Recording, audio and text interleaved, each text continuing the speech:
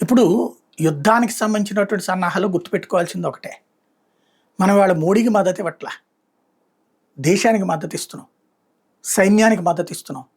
సైన్యం చేస్తుంది మన కోసం. ఈ దేశంలో ఏం చేసినా చెల్లుబాటు అవుతుంది. వస్తామో 10 మంది ఎదవలం, మా దేశం నుంచి పంపిస్తామో 10 మంది ఎదవల్ని. వాడు అమ్మాబాబులకు కూడా పనికిరాడు, వాడు అడుక్కు తినే రకం, వాడు చస్తే దేశానికి ఏం నష్టం లేదు. మీ దేశానికి వచ్చి చస్తే కనుక వాళ్ళని స్వర్గానికి పంపిస్తాం, 72 మంది అమ్మాయిలు ఫ్రీగా దొరుకుతారని వాడు వెళ్ళి చస్తాడు, మిమ్మల్ని చంపి చస్తాడు వాడు. అట్లాంటి వాళ్ళు మా దేశంలో కుప్పల తెప్పలు ఉన్నారు, కుక్కల్లాగా ఉన్నారు, పందుల్లాగా పెరుగుతున్నారు. అలాంటి వాళ్ళందరినీ మీ దేశానికి పంపిస్తుంటాం, మాకు మీకు వాళ్ళకేం సంబంధం లేదు అని పాకిస్తాన్ చెప్తా కూర్చుంటే, చూస్తా కూర్చుంటే, ప్రతిసారి ఇట్లాంటి పందులు వస్తాయి, ఏదో ఒకటి చేస్తే పోతూ ఉంటాయి. ఏం చేయాలా? వెంటాడాలా, వేటాడాలా? ఖచ్చితంగా చేస్తాం. కానీ పందిని ఎంతసేపు అని వేటాడతాం, ఆ బురద గుంటలు ఎంతసేపు అని తిరుగుతాం.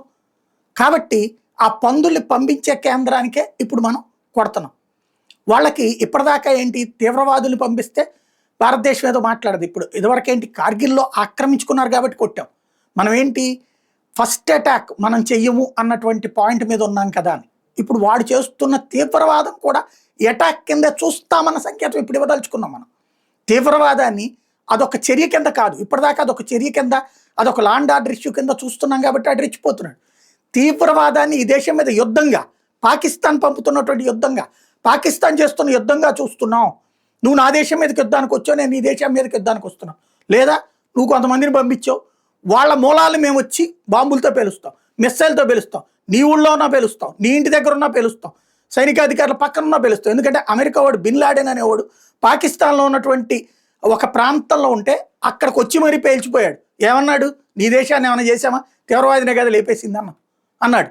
రేపు అదే చేస్తాం మనం. చేసినప్పుడు ఇది మోడీ కాదు, ఇదే సైన్యం చేస్తుంది. మనకి కోపం ఉంటే, మోడీ మీద కోపం ఉంటే ఎన్నికల్లో ఓటేయకండి. కానీ ఈ సందర్భంలో చేయాల్సింది దేశం అంతా కలిసి ఉండటం.